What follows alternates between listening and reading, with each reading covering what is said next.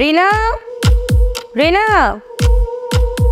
আচ্ছা শোন, এই যে কাপড়গুলো আছে এই কাপড়গুলো নিয়ে যা। এই কাপড়গুলো আজকালকের মধ্যে আয়রন করে আনবি নে। আচ্ছা ঠিক আছে ম্যাডাম।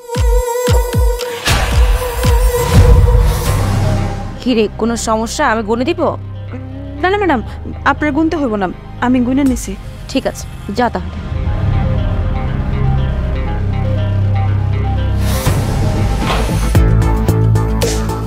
নোমান, নোমান।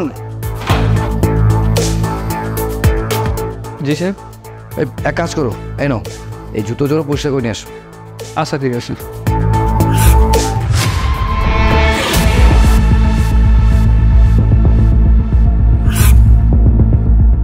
সাহেব, জুতার ভিতরে দেখি স্বর্ণের চেন। কি বলো, চেন আছে মানে? দেখি। আচ্ছা হয়তো ভুলে রেখে দিয়েছি। আচ্ছা কাজ করো, তুমি জুতো জোড়া পরিষ্কার করে নিয়ে আসো, ঠিক আছে? আচ্ছা ঠিক আছে।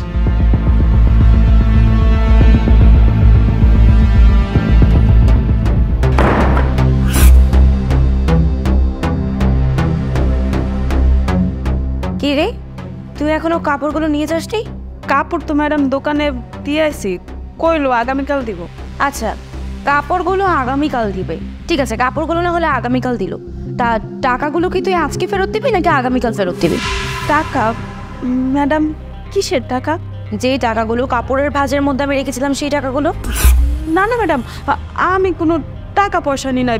আমি তো কাপড় তারপরে সামনে নিছি, আর কাপড় তো আমিও ভাঁজ করছিলাম। কই, তখন তো কাপড়ের মধ্যে কোনো টাকা ছিল না ম্যাডাম। আমার মনে হয় কি, ওই যে যার কাছে দিয়েছি না দোকানে আয়রন করবো কাপড়, ওই হয়তো বা টাকাগুলো পাইছে, ওর কাছে হয়তো বা টাকাগুলো রাইখা দিছে। ও আচ্ছা, টাকাগুলো আয়রনওয়ালা নিয়ে গেছে তাই না? তার মানে তুই কিছু করিসনি। শোন, আর কত মিথ্যা কথা বলবি তুই? হ্যাঁ, একের পর এক বাসা চুরি হয়েই যাচ্ছে দিনকে দিন। আর এই জন্য প্ল্যান করে আমি আর আমার হাজব্যান্ড মিলে টাকাগুলো রেখেছিলাম। টাকাগুলো শুধুমাত্র তোর জন্য কিন্তু রাখা হয়নি, সন্দেহের তালিকায় তুই কিন্তু শুধুমাত্র একা ছিলি না। নোমানের জন্য কিন্তু একটা চেন রাখা হয়েছিল জুতার মধ্যে। আনফর্চুনেটলি সে চেনটা ব্যাকও করেছে, কিন্তু তুই টাকাগুলো তো ফেরত দিসনি। আবার এখন এখানে দাঁড়িয়ে বড় বড় কথা বলছিস, অস্বীকার করছিস, আয়রন আমার দোষ দিচ্ছিস।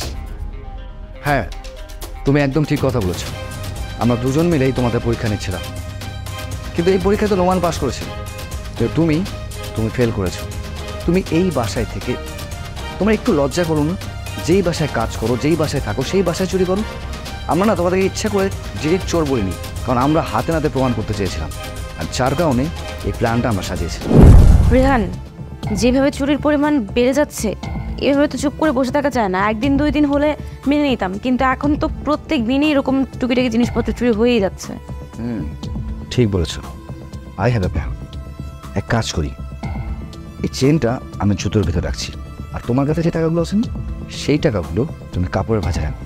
কাপড়গুলো তুমি দেবে রিনাকে, আর জুতাটা নোমানকে। ম্যাডাম স্যার, আমার মাফ করে দেন আপনারা। আসলে ওই কাপড়ের মধ্যে অনেকগুলো টাকা দেখে না মাথা ঠিক ছিল না, লোভে বইরা গেছিলাম, তাই ম্যাডাম আমি টাকাগুলো সরাই দিছি। ম্যাডাম আমি আর এমন কাম করবো না স্যার, আমি মাপ চাইতেছি আপনাকে দুইজনের কাছে। আর ম্যাডাম আপনারা দুজন যদি আমার এই কাম থেকে বার করে দেন আমি কি করবো ম্যাডাম? আমি কইছি তো টাকাগুলো ফেরত দিয়ে দেবো, কিন্তু তাও আমার কাম থেকে বার করেন না। তোর লজ্জা করে না? তুই এখনো এখানে দাঁড়িয়ে দাঁড়িয়ে বড় বড় কথা বলছিস? তুই যখন বিপদে পড়েছিলি তোর মনে আছে? আমি কিন্তু একটা বার দ্বিধাবোধ না করে তোর হাতে অ্যাডভান্সের টাকা তুলে দিয়েছিলাম। তোর যদি এতই টাকার প্রয়োজন হতো তাহলে তুই আমাকে কেন বললি না? তুই কিসের জন্য বাসার টাকা চুরি করলি? শোনো, ও না এইভাবে বুঝবে না, ওকে পুলিশের হাতে তুলে দাও, তাহলে সব কিছু বুঝে যাবে।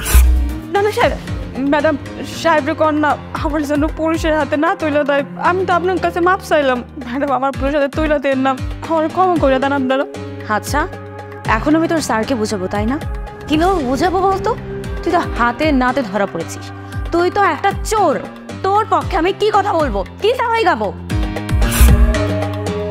রিনা, তুমি কেন টাকাগুলো চুরি করতে গেলা? তোমার কাছে যখন টাকাগুলো আসছে তুমি টাকাগুলো ফেরত দিয়ে দিতা। আমার কাছে যেমন সেন্টটা আসছিল আমি তো সেন্টটা ফেরত দিয়ে দিয়েছি সাহেবের তাড়াতাড়ি। আসলে রিনা, তুমি না লোভে পড়ে গেছো।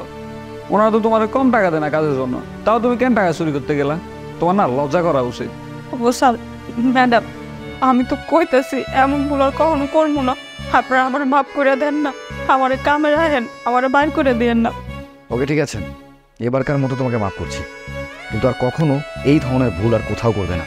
আর হ্যাঁ, তোমাকে পুলিশের হাতে তুলেছি না, কিন্তু এখন থেকে এই বাসায় তোমাকে আর কাজ করতে হবে না। আর যদি তোমার প্রয়োজন মনে হয় তাহলে তোমাকে আমরা ডেকে নেব। এখন তুমি আসতে পারো।